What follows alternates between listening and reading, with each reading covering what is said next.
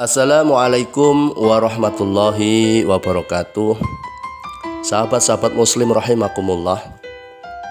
Islam merupakan agama samawi yang diturunkan Allah Subhanahu wa ta'ala untuk umat manusia melalui para rasulnya yang terpilih. Kata Islam sendiri secara lugawi berasal dari kata salima yang artinya selamat, dan dari kata itu kemudian berubah menjadi aslama yang artinya menyerahkan diri, tunduk dan patuh. Sebagaimana firman Allah Subhanahu wa ta'ala, "Bala man aslama wajhahu lillahi wa huwa muhsinun falahu ajruhu 'inda rabbih wala khaufun 'alaihim wala hum yahzanun." Bahkan siapa saja yang berserah diri kepada Allah Subhanahu wa ta'ala sedang mereka selalu berbuat kebaikan, maka baginya pahala di sisi Tuhannya, dan tidak ada kekhawatiran sedikit pun bagi mereka, dan tidak pula mereka bersedih hati. Jadi Islam dimaknai berserah diri, tunduk dan patuh.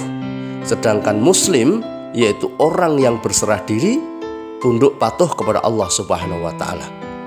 Maka ketika kita menyatakan diri kita sebagai Muslim, seharusnya kita menyerahkan diri kita, tunduk dan patuh kepada Allah Subhanahu wa ta'ala.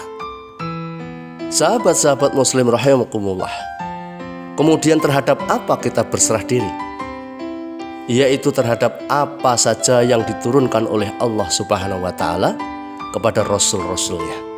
Sebagaimana sabda Rasulullah SAW yang dikutip oleh Imam As-Suyuti dalam Ad-Jami'us Shaghir, "Taraktu fikum amroini ma in tamassaktum bihima lan tadilu abada, kitabullahi wa sunnatih." Telah aku tinggalkan kepada kalian dua perkara yang apabila kalian berpegang teguh pada dua perkara itu tidak akan sesat selamanya, yaitu Al-Quran dan Sunnah.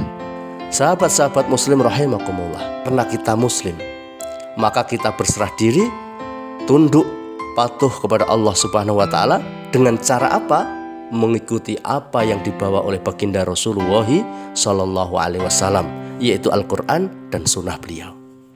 Sehingga sifat Al-Quran itu harus kafah, mengatur seluruh kehidupan manusia dari dulu hingga sekarang, dari A sampai Z, dari kecil sampai yang urusan besar, dari bangun tidur hingga membangun negara. Sebagaimana firman Allah Subhanahu wa ta'ala, "Al-yauma akmaltu lakum dinakum wa atmamtu alaikum ni'mati wa raditu lakumul Islam madina." Pada hari ini, kata Allah, telah aku sempurnakan agamamu untukmu, dan telah aku cukupkan nikmatku untukmu, dan telah aku ridhoi Islam sebagai agamamu. Sahabat-sahabat rahimakumullah, dan bahkan ketika kita atau manusia mencari agama selain agama Islam, akan ditolak oleh Allah Subhanahu wa ta'ala. Beliau sampaikan di dalam surat Ali Imran ayat 85, "Wa may yabtaghi ghairal islami dina falay yuqbala minhu wa huwa fil akhirati minal khasirin." Barang siapa mencari agama selain agama Islam, maka sekali-kali tidaklah akan diterima oleh Allah SWT di hari akhir, termasuk orang-orang yang merugi. Sahabat-sahabat rahimakumullah, tentunya kita sadar dengan konsekuensi dari pilihan kita dengan kita beragama Islam, yaitu melaksanakan aturan-aturan Islam dalam semua aspek kehidupan kita. Dari makanan kita perhatikan halal haramnya. Dari pakaian kita, apakah syar'i atau tidak. Kepribadian kita, kepribadian Islam. Pendidikan kita, asas-asas Islam, dan sebagainya. Bahkan jangan sampai sekali-kali kita menggunakan prinsip-prinsip sekulerisme, komunisme, kapitalisme, hedonisme, leninisme, marxifilisme, dan isme-isme yang lain. Karena selain Islam, isme-isme itu pasti ditolak oleh Allah Subhanahu wa ta'ala.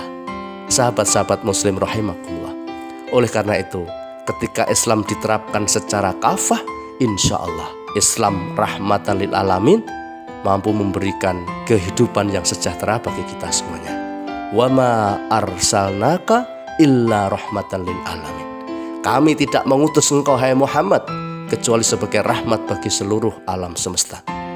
Dalam istilah lain, kehidupan baldatun thayyibatun wa rabbun ghafur. Tentu ini memiliki syarat dan ketentuan, yaitu jika syariah Islam, Al-Quran dan Sunnah diterapkan secara kafah di dalam kehidupan kita. Assalamualaikum warahmatullahi wabarakatuh.